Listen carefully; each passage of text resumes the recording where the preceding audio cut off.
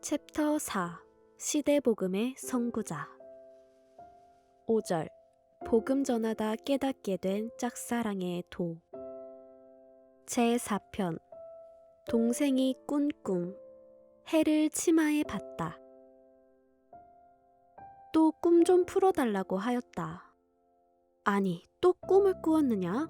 라고 물었더니 이번에는 언니가 아닌 동생이 꿈을 꾸었는데 이상한 꿈이라고 하였다. 동생은 꿈 이야기를 들려주길 하늘에서 해와 달과 별이 빛을 비추는데 나는 언니하고 둘이 하늘을 쳐다보고 있었다. 그때 달이 떨어져서 언니가 먼저 쫓아가 받아 안았다. 또 하늘을 쳐다보니 해도 떨어지고 있었는데 그 해가 내 앞에 떨어져 아 해는 내 것! 하면서 쫓아가 치마에다 받았다. 그러다 꿈을 깼다 라고 말하였다. 창세기 37장에 나오는 요셉의 꿈과 비슷하였다. 그때 나를 상징한 꿈임을 먼저 깨닫고 설명을 해주었더니만 그들도 그런 것 같다고 했다.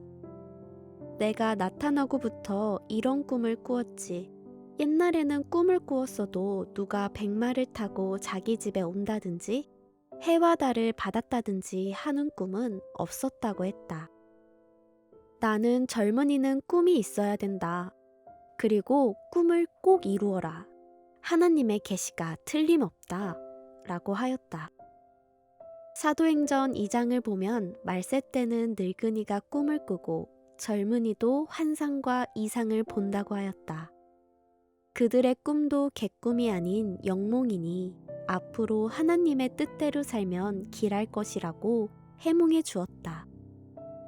내가 생각하여도 그 꿈은 큰 뜻이 있는 성서적인 꿈이었다. 하나님의 큰 역사였다. 해와 달을 구체적으로 설명하여 달라고 해서 큰 사람을 해라 한다. 달은 해의 보좌관격이다 라고 설명하였다.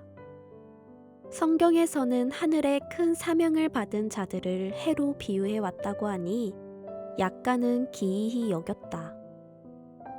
아무튼 내가 오고부터 꾼 꿈이니 예수님이 보낸 나를 비유하여 보인 꿈들이라고 밝히 해석해 주었다.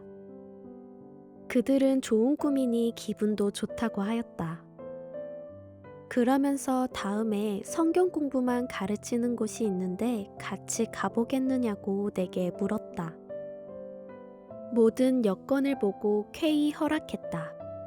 언제 가느냐고 하니 모레밤 8시쯤 가보자고 하였다. 누가 가르치느냐고 물으니 지도자가 있다고 하였다. 목사냐고 물으니 목사는 아닌데 그저 책임자라고 하였다. 나는 그때 속으로 생각하기를 이 사람들이 어떤 종교에 속한 사람들이구나 하고 낌새를 챘다. 제5편 유교회에 대해 알게 되다. 그날이 오기를 기다렸다. 궁금하니 어서 해가 넘어가기를 원했다. 이틀 후 약속된 곳을 가기 위해 일찍 의상실에 갔다. 잠시 들어오라고 하여 좀 구체적인 이야기를 하게 되었다.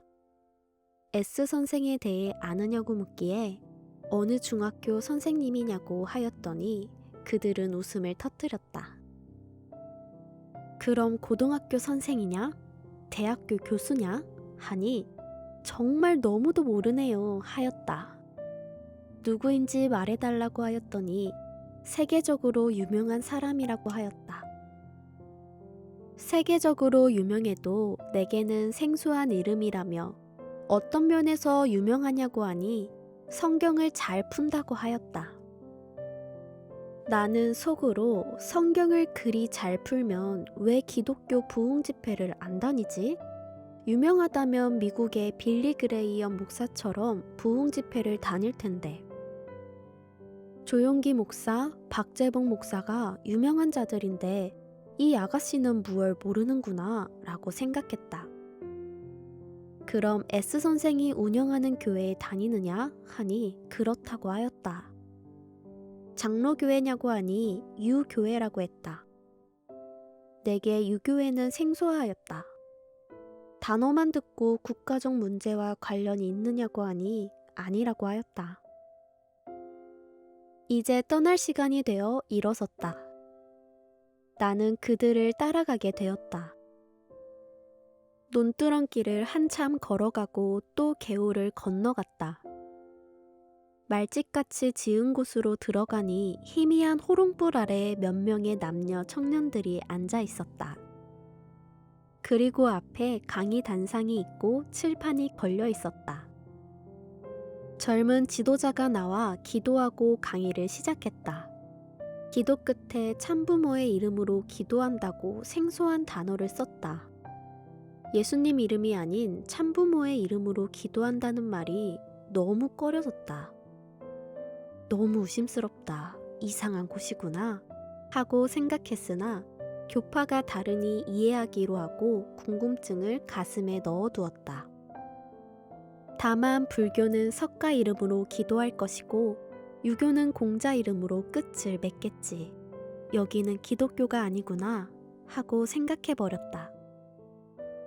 그 강의를 들어보니 마음에 들어오는 것도 많았지만 무슨 말인지 알아듣기 힘든 것도 있었고 일부는 성경의 이치에 너무 맞지 않는 말도 있었다. 나는 일생을 두고 성경을 연구하고 기도하며 깊은 단계에서 깨달았기에 분별을 할 수가 있었다. 하지만 그 자리에서 반발하기도 그렇고 하여 입을 다물고 강의를 잘 들었다고만 하였다. 같이 간 아가씨들이 내게 놀라지 않았느냐고 물었다. 기독교인들은 대개 말씀 듣고 놀란다고 말하였다. 성경과 다르게 강의하는 것에 놀랐다. 그런데 이치에 맞게도 많이 말하였고 또 나는 이미 알고 있는 내용이라 그리 놀라지 않았다 라고 대답하였다. 그들은 다음에 또 와서 들으면 굉장히 많은 내용이 있다고 하였다. 하지만 교파가 다르고 예수님을 중심하지 않아 나는 다시 올 맘이 없었다. 집에 돌아와 이런 종교도 있구나 생각하며 유교회에 대해 하나님께 물으면서 깊은 기도를 하였다. 일단 겪어보라는 깨달음이 와서 내가 가까이 하게 되면 밝히 알 수 있을 것이라고 생각했다. 그런데 우리 교회에 가서 전도사님들한테 그 종교에 대해 물어보니 정통이 아니니 가까이 하지 말라고 하였다. 그러다 성경을 읽는 가운데 예수님이 그리스도인 것을 부인하는 자, 하나님과 예수님을 믿지 않는 자가 적 그리스도라고 말씀한 요한일서 2장 22절을 읽게 되었다. 그들과 이야기를 해보면 예수님보다 S 선생을 중심하였다. 예수님 이야기는 잘 들을 수가 없었다. 기독교 정통은 아니구나. 그러면 그들에게 예수님을 믿도록 가르쳐줘서 구원하여야 되겠다 라고 생각하고 그 후 자주 만나는 기회를 만들었다. 전도하러 갔다 오는 길에 그들의 집에 들르면 반가워했다. 그리고 자기 교회에 몇 번 갔다고 자기 교인 취급을 했다. 이 교회는 몸만 구경 가도 자기 교회의 교인으로 취급하는 곳이구나 생각했다. 그런데 하나님은 찬란한 꿈들을 꾸게 해주었고 서로 외면을 못하게 환경을 틀어주었다. 나는 그들을 전도하려는 속셈이고 그들은 나를 전도하려는 속셈이었다. 내가 그 교회에 안 다니면 그만이지 하며 거부하지 않고 계속 만나다 보니 그들이 친구 같고 연인 같았다. 언니는 몸이 약하고 동생은 건강하였다. 언니는 나를 좋아하고 동생은 나를 별로 좋아하지 않았으나 나는 동생을 좋아하는 마음이 오히려 더 컸다. 한 번은 낮에 그 교회를 가보니 교역자가 양식이 없어 끼니를 놓다시피 하고 있었다. 그것을 보고 마음이 아파 집에 쌀을 가지러 갔다. 쌀단지에 있는 쌀을 몇 바가지 퍼서 보자기에 싼 후 마늘 한 젓과 함께 갖다 주었다. 정말 좋아했다. 나보고 영계 이야기를 잘한다고 하여 나는 영계에 대한 이야기도 해주고 신앙 간증도 한 명 한 명에게 해주었다. 그들은 보통 기독교인들에게서는 감히 들을 수 없는 깊은 이야기라고 말들 하였다. 한 번은 우리 동네에 초상이 나서 그것을 도와준 후 돌아오는 길에 잠시 들렀다. 교역자가 교회 마당에서 서성대고 있었다. 전도 갔다 오는 길이냐고 물었다. 오늘은 우리 동네에서 누가 죽어 산에까지 가서 장사하는 것을 도와주고 왔다고 하였다. 그랬더니 그는 교회에 들어가려면 이리 와라 했다. 교회 문 앞에다 작은 볏짚 한 단을 갖다 놓고서 불을 놓았다. 그리고 소금을 뿌리며 뭔가 중얼거리더니 나보고 넘어가라고 했다. 아니, 왜 불을 넘어가라는 것이냐 하니 부정을 제거해야 된다고 하였다. 넘어가면 귀신도 안 따라붙고 좋다고 하였다. 이 말을 듣는 순간 이는 이방 종교와 같은 행위 아닌가? 하고 깨달아졌다. 하지만 일단 죽는 일이 아니니 전도하려면 다 겪어야 되는 과정이라 생각하고 이 교회에 대해 알아보기 위해 노루처럼 뛰어 불을 넘어갔다. 그때 등 뒤에서 뭐가 떨어지는 것 같아 살펴보니 그 교역자가 내 등에 소금을 뿌린 것이었다. 내 일생에 처음 겪는 일이었다. 그리고 우리 어머니가 기독교 신앙을 가지기 전에 소금을 뿌리던 때가 생각났다.